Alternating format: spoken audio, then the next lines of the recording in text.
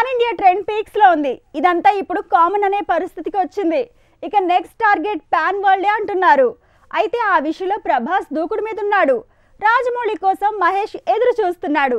చరణ్ అడుగు వేశాడు. తారక్ ప్రయత్నాల్లో ఉన్నాడు. కానీ బన్నీ మాత్రం ఓన్లీ లోకల్ అంటున్నాడు.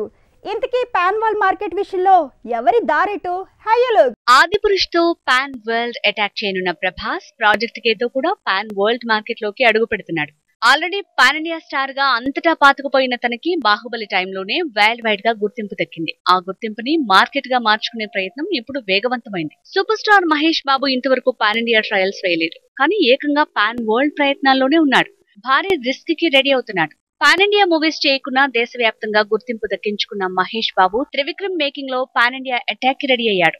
ఆ వెంటనే రాజమౌళి మేకింగ్ లో పాన్ వరల్డ్ సినిమా చేయబోతున్నాడు. ఇక పాన్ ఇండియా గుర్తింపు దక్కాక పాన్ వరల్డ్ డ్రీమ్ లో ఉంది young tiger NTR. Koratala Shiva making లో చేస్తున్న సినిమా పాన్ ఇండియా మార్కెట్ ని కాపాడుకుంటూనే పాన్ వరల్డ్ మార్కెట్ మీద ఫోకస్ చేసేలా ఉంటుందట. ఇక ఎన్టీఆర్ తో ప్రశాంత్ నీల్ తీసేది యూరోప్ బ్యాక్ డ్రాప్ లో తెరకెక్కే మూవీ అని ప్రచారంలో ఉంది. అంటే అది పక్కా పాన్ వరల్డ్ మూవీ అనుకోవాల్సిందేనా? RRR ఆస్కార్ సంబరాల్లో అమెరికన్ ఇంగ్లీష్ మాట్లాడింది కూడా పాన్ వరల్డ్ మార్కెట్ లో చొచ్చుకుపోయేందుకే అని గుసగుసలొచ్చాయి. హాలీవుడ్ లో నటించేందుకు ప్రియాంక చోప్రా హెల్ప్ తీసుకుంటున్న రామ్ చరణ్ మరోవైపు శంకర్ మూవీతో కూడా పాన్ వరల్డ్ అటాక్ కి రెడీ అయ్యాడు. మొత్తానికి వరల్డ్ మార్కెట్ మీద మెగా పవర్ స్టార్ భారీగా ఫోకస్ చేశాడని తేలిపోయింది. అంతా పాన్ వరల్డ్ మార్కెట్ మీద ఫోకస్ చేస్తుంటే పాన్ ఇండియా మార్కెట్ ని పదిలం చేసుకోవటమే ప్రథమ కర్తవ్యం అంటున్నాడు ఐకాన్ స్టార్ అల్లు అర్జున్. అందుకే పుష్ప 2 తర్వాత ప్రాజెక్టు తేల్చకుండా తన పూర్తి ఫోకస్ అంతా పుష్పరాజ్ సీక్వెల్ మీదే పెట్టాడు.